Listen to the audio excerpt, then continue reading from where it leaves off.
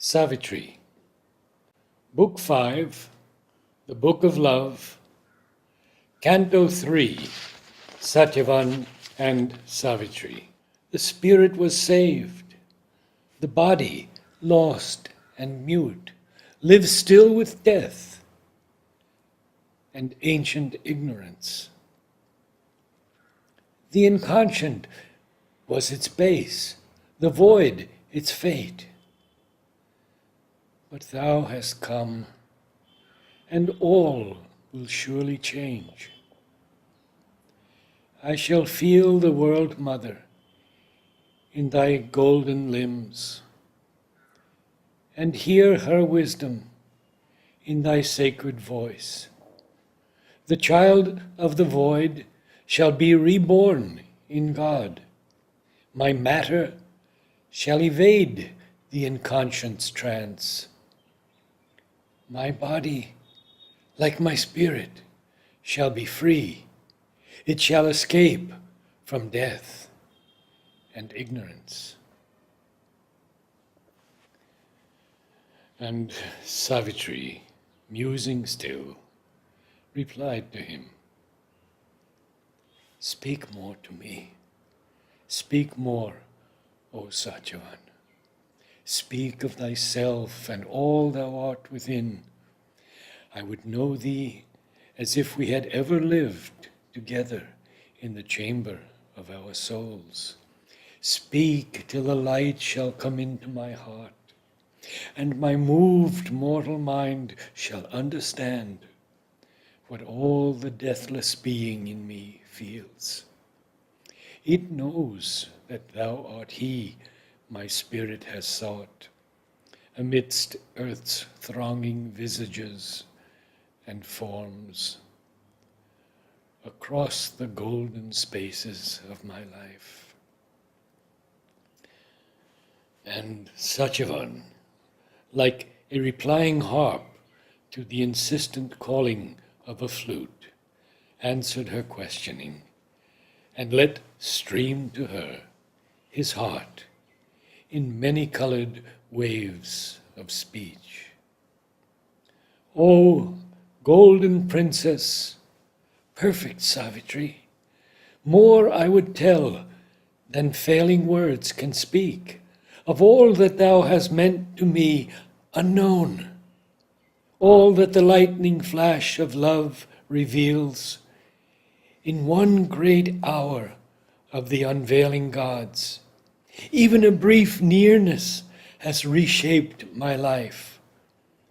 For now I know that all I lived and was moved towards this moment of my heart's rebirth.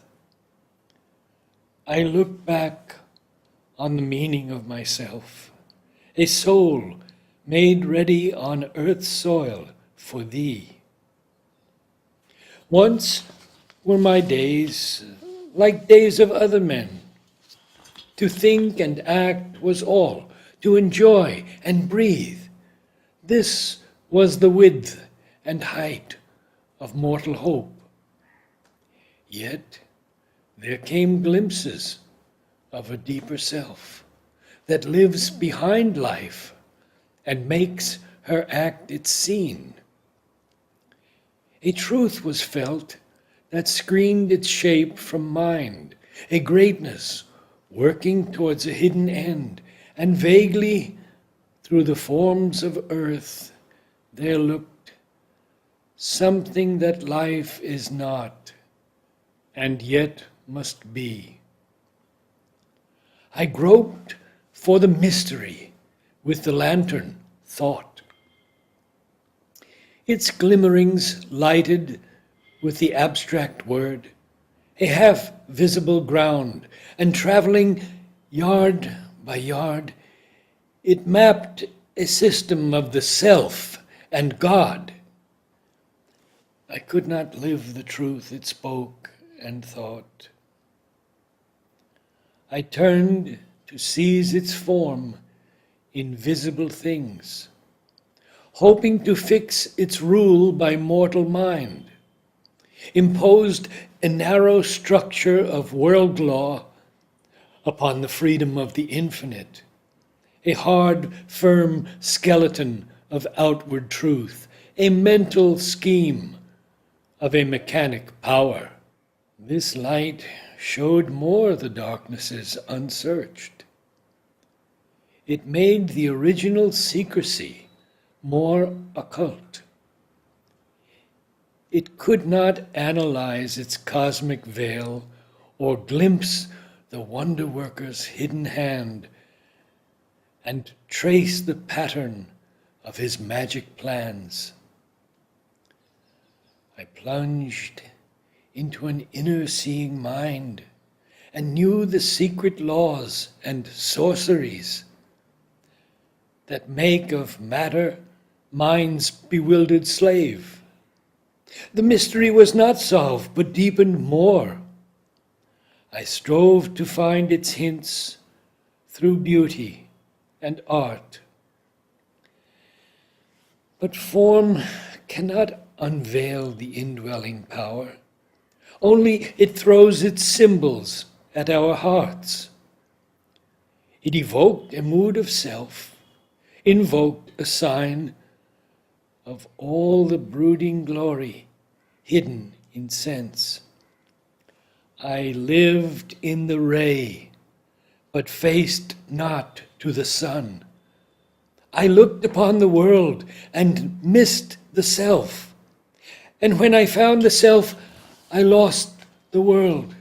My other selves I lost, and the body of God, the link of the finite with the infinite, the bridge between the appearance and the truth, the mystic aim for which the world was made, the human sense of immortality.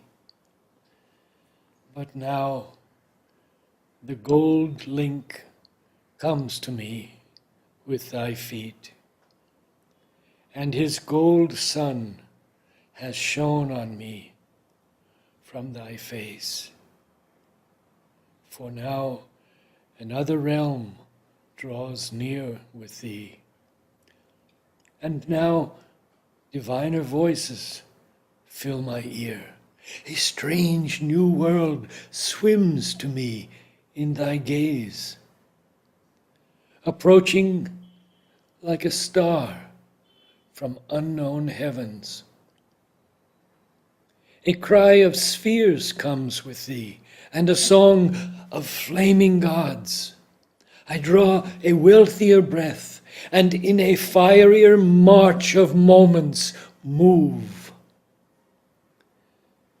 My mind transfigures to a rapturous seer, a foam leap traveling from the waves of bliss has changed my heart and changed the earth around. All with thy coming fills air, soil, and stream, wear bridal raiment to be fit for thee. And sunlight grows a shadow of thy hue because of change within me by thy look. Come nearer to me from thy car of light, on this green sward disdaining not our soil. For here are secret spaces made for thee, whose caves of emerald long to screen thy form. Wilt thou not make this mortal bliss thy sphere? Descend, O happiness, with thy moon gold feet, enrich earth's floors upon whose sleep we lie.